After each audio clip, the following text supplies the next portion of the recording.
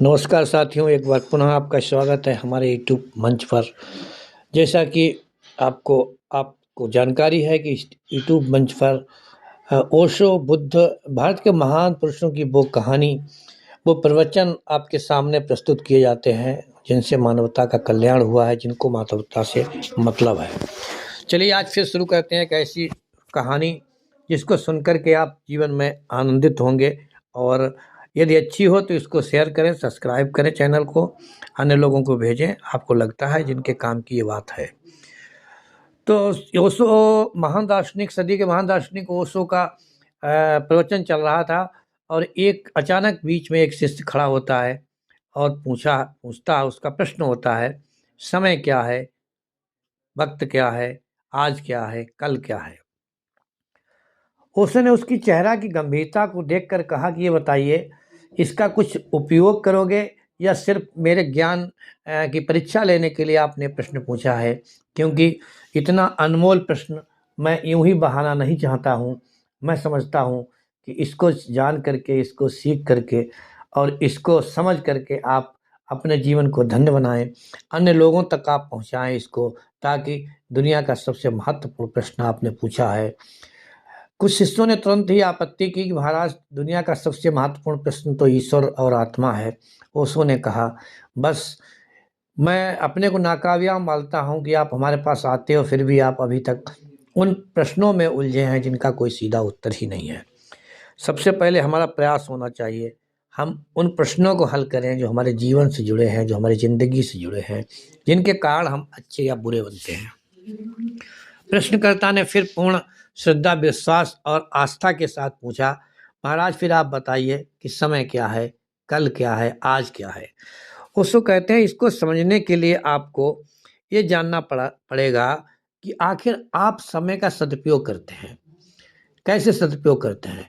क्या आपको जो आज मिला है उसके बारे में आपने सोचा है कि इसका हम उपयोग कैसे करें, और इसको आप नष्ट करते कैसे करते हैं, जनरेट कैसे होता है। ये सबको पता है कि आपको ये 24 घंटे मिलते हैं, उसमें घंटे होते हैं, मिनट होते हैं, सेकंड होते हैं, घड़ी होती है, क्षण होते हैं।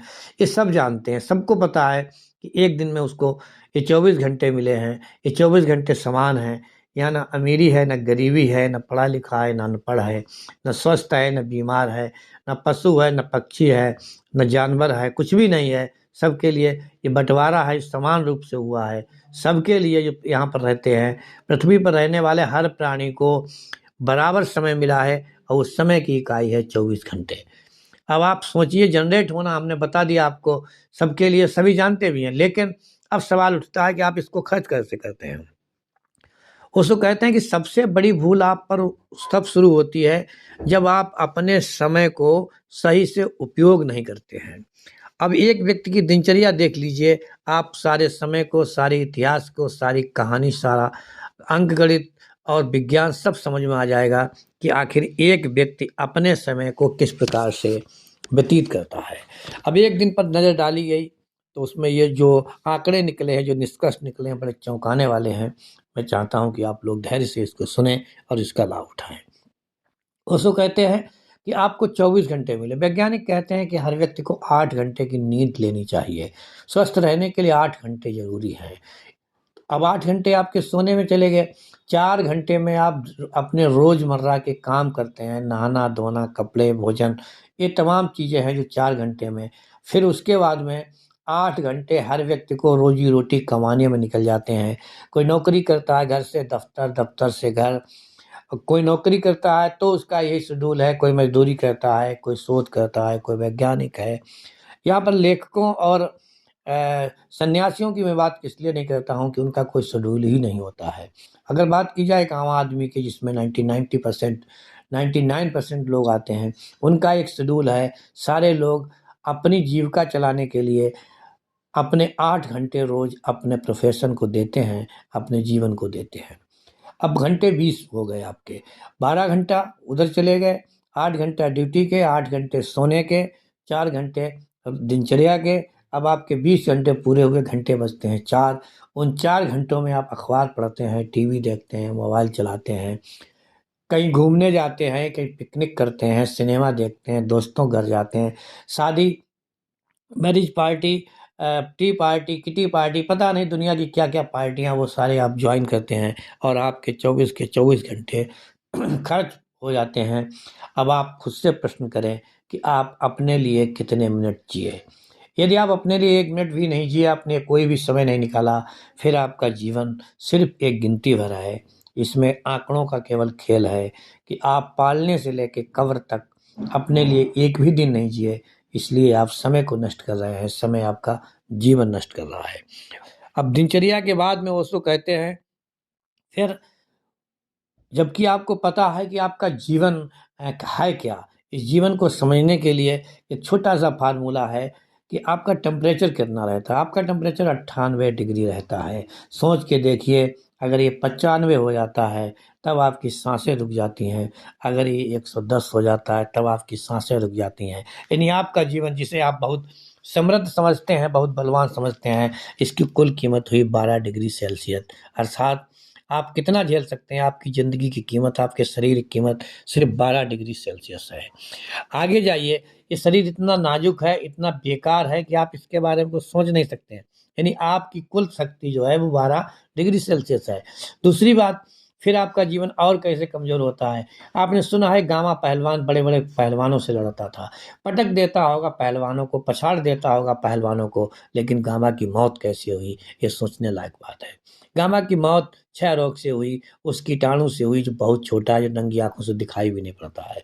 इतना कमज़ोर जीवन, इसको आप बहुत बड़ा जीवन कहते हैं। ये कमज़ोर हुआ क्यों? क्योंकि आपने अपने लिए समय नहीं दी, आप जीवन नहीं जीते हैं। फिर आप पूछते हो समय क्या है? इसी प्रकार से अपने समय को व्यर्थ में गँवा देना, उसके बाद में सवाल करते हो समय है क्या? दूसरा देखिए कि आपने कभी विचार करके देखा कि कितने लोग रोज़ मरते हैं, तो रोज़ 1.5 लाख लोग मर जाते हैं, आपको भनक भी नहीं लगती है। रोज़ मरते हैं, उन्हीं 12 घंटा मरते हैं, जो 12 घंटा आप अपने साथ बिताते हैं। आप एक 1.5 लाख लोगों की लाश पे खड़े हुए हैं। रोज़ आप अपने पैरों तले 1.5 लाख लोगों को मरते हुए देखते हैं, फिर भी आपको चेतना नहीं आती, आपको होश नहीं आती। और आप कब तक इंतज़ार कर रहे हैं? आपको मालूम है कि आप जब बीमार हो जाएँगे, फिर उसके बाद में इंतज़ार किया जाएगा कि अब आप कब मर रहे हैं। फिर आपका बैंक अकाउंट किसी दूसरे के नाम ट्रांसफ़र हो जाएगा, आपका मकान किसी दूसरे के नाम ट्रांसफ़र हो जाएगा। यहाँ तक कि आपकी चेयर, आपकी आपकी कुर्सी, आपकी टेबल, आपका बेड, आपका बक्सा, ये सब कोई दूसरे के हाथ पहुँच जाएगा। क्यों? क्योंकि आप तब होंगे ही नहीं। फिर भी आप सोचते हैं कि हम अपने लिए जी रहे हैं। समय को समझने से पहले सोचिए कि आप समय का उपयोग अपने लिए कितना करते हैं।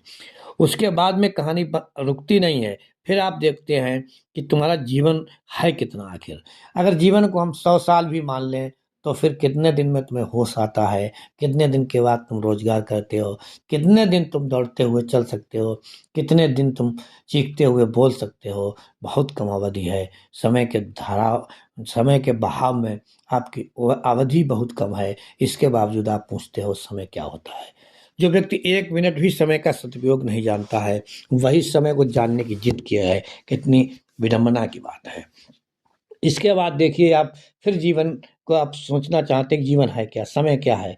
समय वो है, हिरोशिमा और नागासाकी में जब बम गिराया जाता है, जब गैस का रिसाव किया जाता है, तो केवल 7 सेकंड तक वो घटना हुई थी और 7 सेकंड में लाखों लोग शहीद हो गए, लाखों लोग मर गए, लाखों लोग बर्बाद हो गए, जल गए। उसके बावजूद आप पूछते हैं कि समय क्या है? इसका जवाब तो मैं दूँगा, लेकिन पहले समझ लीजिए कि समय क्या है? इसके बावजूद आप कहते हैं। दूसरा चीज़ है, आपको मारने के लिए कौन-कौन तैयार बैठा है, या आप अपने आप मरने के लिए कितने तैयार बैठे हैं। अगर उत्तरी ध्रुव की जो बर्फ़ है वो पिघल जाए, तो आखिर आपका क्या होगा, ज़रा अंदाज़ा करिए। जबकि रूस दावा करता है कि 7 सेकंड में उस बर्फ़ को पिघलाया जा सकता है। अगर धरती पर जमी हुई सारी बर्फ़ पिघल जाए, तो समुद्र का तट 1000 फीट ऊँचा हो जाएगा। कल्पना करिए आप कितने सेकंड के मेहमान हैं। रही बात सूर्य की, अगर सूर्य अपना जो है, सूर्य का तापमान अगर मात्र 10 डिग्री सेल्सियस बढ़ जाता है, आपका अस्तित्व मिट जाता है। आप वहाँ भी नहीं रहते हो, फिर भी पूछते हो समय क्या है? तीसरा विकल्प आप देखिए, अगर ये धरती बंजर हो जाए, ऊसर हो जाए, सारी वनस्पतियां सूख जाए, आप कितने दिन जी सकते हैं? फिर भी आप पूछते हैं कि समय क्या है। उसके बाद आप देखिए कि अगर ऑक्सीजन का लेवल कम हो जाए, उसके बाद में आप पूछते हो कि समय क्या है। आप ऑक्सीजन अपने आप तो प्रोड्यूस नहीं कर सकते हैं, आपके पास में कोई ऐसी व्यवस्था नहीं है। ऑक्सीजन भी हमें कहीं दूसरे से मिलती है, कहीं प्रकृति से मिलती है, उसके बावजूद आप पूछते हैं कि समय क्या है। इसके बाद में अब समय है क्या, इस प्रश्न को जानने के लिए पहले आप जीवन जीना सीखिए, अपने लिए समय निकालिए। आपके पास जो पैसा है, जो रुपया है, धन दौलत है, जो आपने इकट्ठा किया, जो साम्राज्य है, कभी आपने सोचा जब राजा महाराजे होते थे कि किसी राज्य का राज सिंहासन खाली हो, तो खाली रहता हो? कभी खाली नहीं रहा, हमेशा एक दूसरा राजा चुन लिया जाता है। आप अपने मन में वहम पाले बैठे हैं कि हम ही हमेशा सम्राट रहेंगे। सम्राटों को बनाना, सम्राटों को बिगाड़ना ये समय का काम है। इतना परिवर्तन रोज देखते हुए, हजारों नदियों को रोज बहते हुए आप देखते हैं, फिर भी आप सोचते हैं कि समय क्या है। तो समय वो है जिसको आपने हर क्षण जिया है, मानवता के लिए जिया है, अपने लिए जिया है। जितना भी हंस खेल करके आप अपना जीवन बिताते हैं, दूसरों के कल्याण के लिए बिताते हैं, सत्य, सेवा और दया में बिताते हैं, वही आपका समय है। वरना आपका समय कुछ भी नहीं है। आप लाशों के ढेर पे चल रहे हैं, आप उन झूठी कल्पनाओं में जी रहे हैं, बैंक अकाउंट में वो जीरो बढ़ाने का काम कर रहे हैं, जो आपके कोई काम आने वाले नहीं हैं। इतनी कहानी सुनने के बाद में वहाँ पर बैठे हुए लोगों का माथा ठनका। उन्होंने कहा वास्तव में ये जीवन हमारा व्यर्थ जा रहा है। उसने उस दिन की कहानी को समाप्त करते हुए कहा, बस आज इतना ही सीखिए, कल फिर मिलते हैं। साथियों, ये वीडियो आपको कैसे लगा? अपनी राय ज़रूर दें, उन दोस्तों तक ज़रूर भेजें जिन्हें आप चाहते हैं कि वो भी समझें, अपने जीवन को सार्थक बनाएं। कल फिर मिलते हैं एक नई कहानी के साथ, एक नए विचार के साथ। तब तक के लिए जय हिंद, जय भारत। नमस्कार साथियों, एक बार पुनः आपका